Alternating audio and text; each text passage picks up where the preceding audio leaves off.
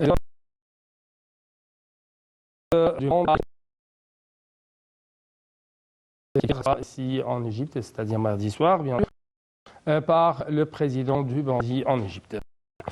Justement, je vois que le président Nida Yeshimi, bien sûr, préside une délégation de c'est une tout important. Au cours de cette visite, il doit s'entretenir avec le président égyptien Al-Fattah al-Sisi. Selon le porte-parole de la présidence de l'Égypte, au cours de sa visite, au cours même de cette visite, les relations la coopération entre les deux pays dans les différents domaines vont être discutées et même quels sont les moyens pour renforcer ces relations bilatérales entre les deux côtés. Donc, pour avoir plus d'explications concernant cette visite, ils ont vu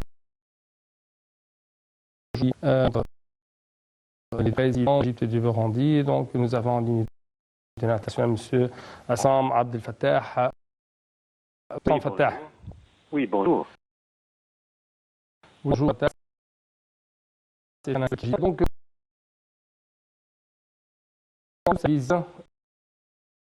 actuellement par le président du Burundi en Égypte. Enfin, il faut voir dans cette inscrit dans le cadre du renforcement continu des relations bilatérales entre l'Égypte et chaque pays africain, et notamment Burundi, étant donné que les relations qui relient les deux pays remontent même au début de l'année 1964. C'est l'année où l'Égypte a fondé son ambassade, et c'était le premier pays en fait à avoir son ambassade au Burundi.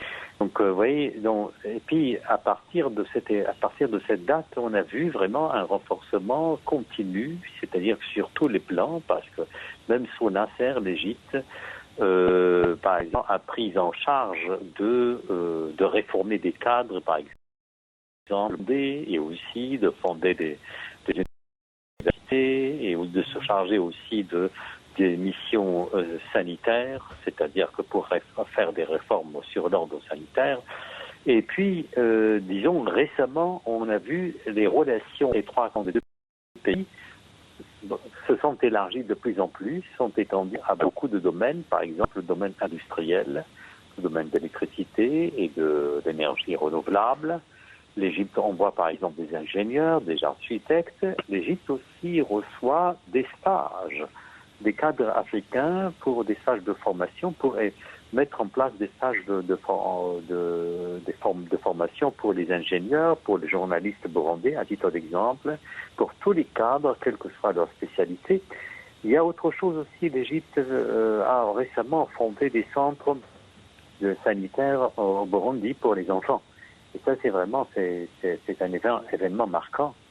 N'oublions pas aussi sur le plan agricole. L'Égypte envoie des agronomes, les agronomes qui se chargent par exemple de cultiver les terres et de fournir le Burundi de toutes les expertises connues, si les expertises égyptiennes. Vous voyez, et pour les échanges commerciaux, on a vu, c'est vrai que le volume d'échanges commerciaux était à valeur à $, mais il va de s'accroître de plus en plus. Oui. Donc, d'après vous, l'Égypte essaie actuellement de transférer de plus en plus son expertise dans le monde du développement, et ça après son économie, n'est-ce pas? Oui, oui. Oui, tout à fait. Oui, tout à fait. C'est-à-dire que comme c'est pour ça, ça ne date pas d'hier, parce que vous savez que c'est depuis dans la fondation de l'ambassade égyptienne, c'est-à-dire un des premiers pays arabes, enfin musulmans, à avoir son ambassade au Burundi. En 1964, le Burundi a accédé à son indépendance en 1962, et à partir de cette époque, les relations entre deux vont se renforcer renforçant de plus en plus depuis cette époque. Et récemment, on a vu des conventions bilatérales, par exemple, sur l'exploitation de l'eau du Nil, sur aussi la génération d'électricité et l'usage et ça c'est très important, l'usage de l'énergie renouvelable. Oui. C'est les pays. Et il y a beaucoup de conventions qui vont être aussi signées entre les deux pays, c'est-à-dire prochainement sur ce volet, le volet de l'énergie renouvelable. Oui. Docteur Hassan Fattah, je dois vous remercier infiniment pour de tels éclaircissements de votre part en ce qui concerne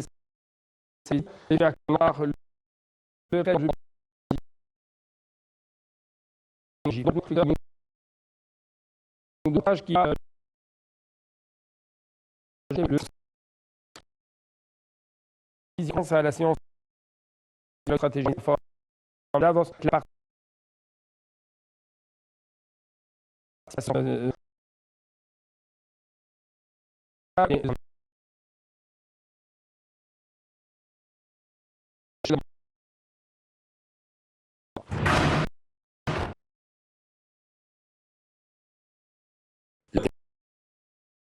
participation participation de nombre de DG des entreprises mondiales concernées par les opportunités d'investissement en Égypte. Également le chef de la diplomatie, Sam Choukri, et la ministre de la coopération.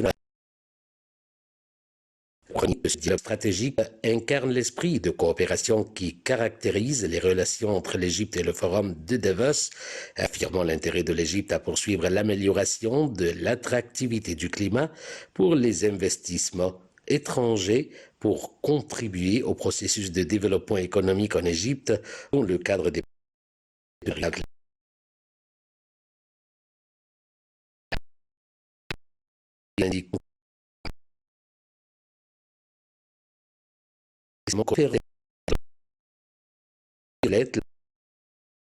l'État de développement durable via la vision de l'Égypte 2030. Cela reflète également le réalisme pour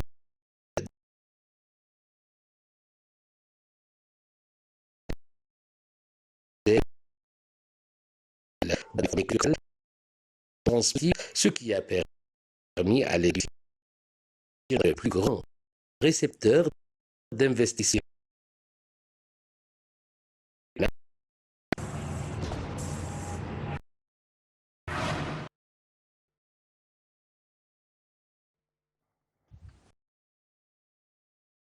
Donc, voilà, mon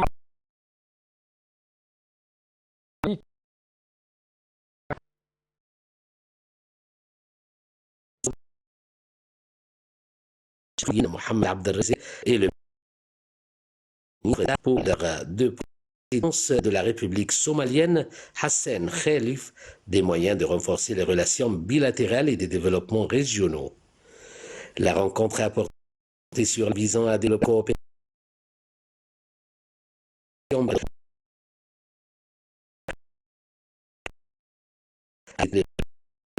entre l'Égypte et la Somalie, et d'ajouter que la réunion a mis l'intérêt accordé par l'Égypte à l'établissement de la paix et de la stabilité en Somalie et son appel adressé à toutes les parties somaliennes pour poursuivre le dialogue en vue d'œuvrer pour la tenue d'élections libres et transparentes à une date sur laquelle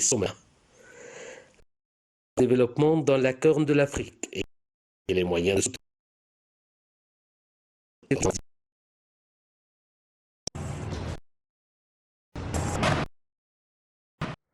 Donc, très rapidement, chers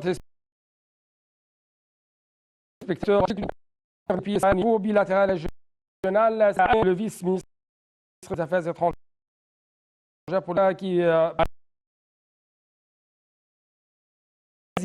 pour le Sahel, qui a été tenu en visite en son allocution sur Hamdi Lozar, que l'Égypte est une question des pays du Sahel lors d'une spéciale du qui s'est tenu du 1er au 5 mars en cours, selon le communiqué du ministère des Affaires étrangères. Au cours de la réunion, une feuille de route a été adoptée pour soutenir les 5 pays du Sahel, Mauritanie, Mali, Burkina Faso, et Tchad, face au terrorisme renforcé, même les capacités militaires des Nations conjointes. C'est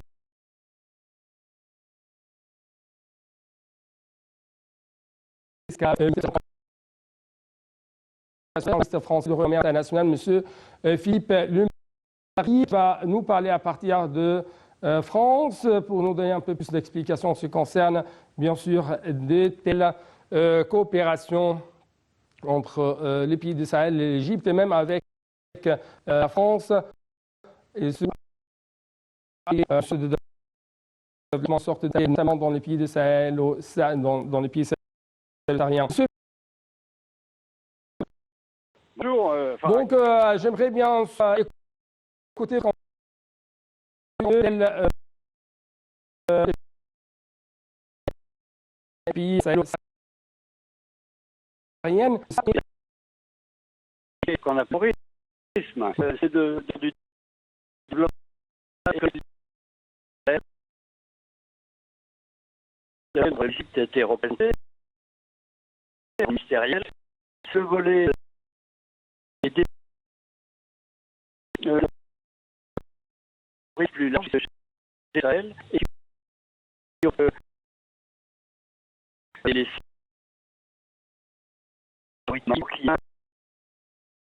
le ministère qui font face à une et il a effectivement sont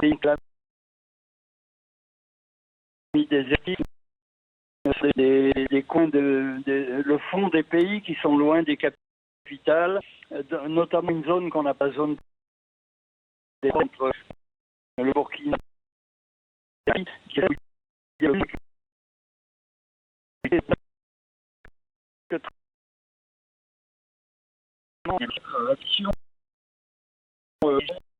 en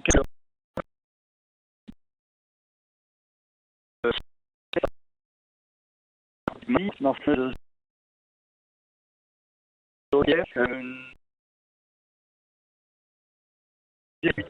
mais on dans toute cette zone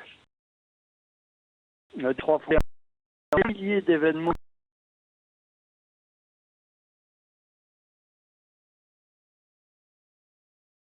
donc,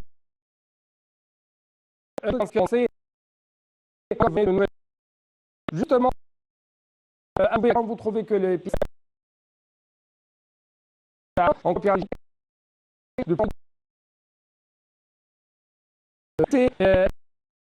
les routes de telles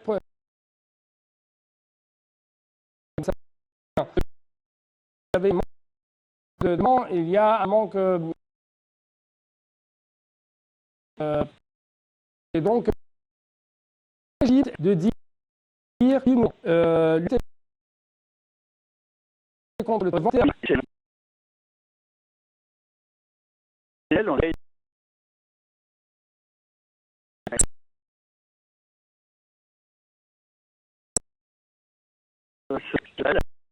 les bataillons des armées des différents pays. Du retard dans le retour de l'État, de le sommet, récemment la militaire. Alors, une feuille de route qui a été adoptée par les ministres, parmi lesquels les Égyptiens étaient, dans la foulée.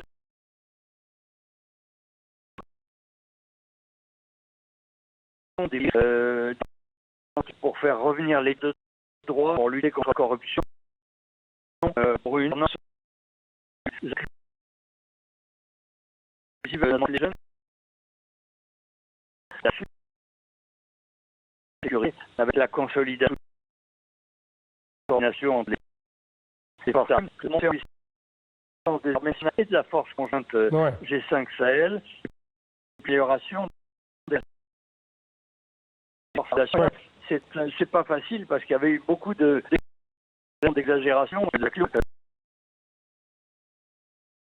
contre la population civile. Oui, Monsieur Philippe, merci. Pour bien sûr de tels éclaircissements, de tels écrans de votre part en ce qui concerne bien sûr coopération entre l'Égypte et les pays de Sahel saharien et même en coopération avec la France afin d'arriver à une sorte de sécurité, de stabilité et de développement dans ces parties. Merci beaucoup encore une fois. Donc, chers téléspectateurs, je dois clôturer cette édition par ce reportage qui va jeter la lumière sur l'Égypte qui a continué de soutenir la Tanzanie dans le domaine de l'eau. Un reportage de chez Bousrila Marwa Arafa. Donc, avant de vous les évoquer, je dois vous dire merci et à la prochaine.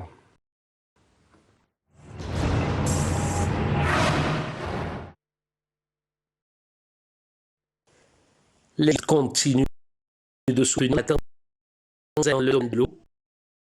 C'est le ministre de l'eau et de la Parti qui a présenté ses condoléances pour le décès du président tanzanien John Magufuli.